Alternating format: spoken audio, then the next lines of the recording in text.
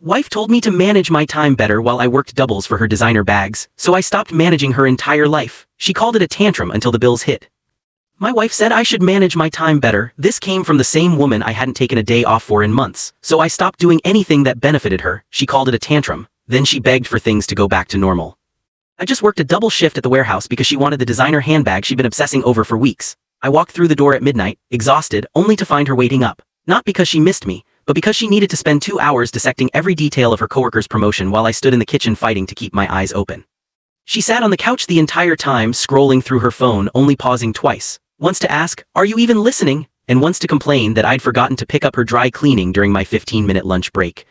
When I finally said I needed sleep because I had another double starting in 6 hours, she rolled her eyes. Then came the speech. How I never made time for her anymore. How her friend's husband always planned surprise dates. How maybe her ex was right about me being emotionally unavailable.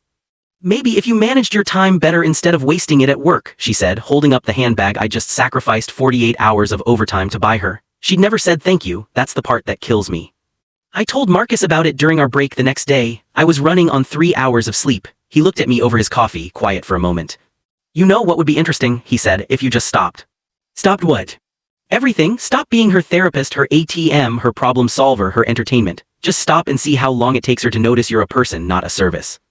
Marcus had divorced 2 years ago from a similar situation. Now he seemed genuinely content. "But she'd lose it," I said. "That sounds like a her problem," he replied. "You've been drowning while she complains the pool isn't heated enough."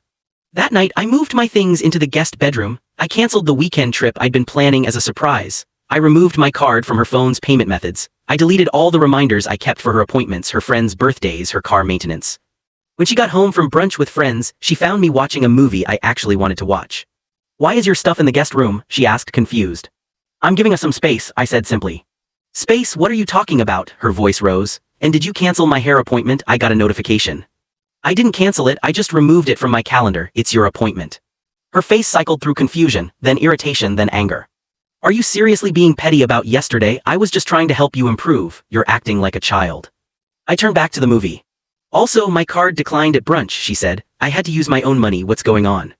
"That was my card," I said. "Use your own account from now on." She stared at me like I'd spoken a foreign language. By day 3, she'd missed her hair appointment because she forgot to put it in her own calendar. She locked herself out of the house because I wasn't answering her calls during my shift. She got into an argument with her mother that spiraled because I wasn't there to mediate and fix it like I always did. By the end of the first week, her car had been making a strange noise for 4 days that she kept expecting me to handle. The leak under the kitchen sink I'd been meaning to fix was now her problem. She tried to hang pictures herself and put 3 holes in the wrong wall. I could hear her on the phone with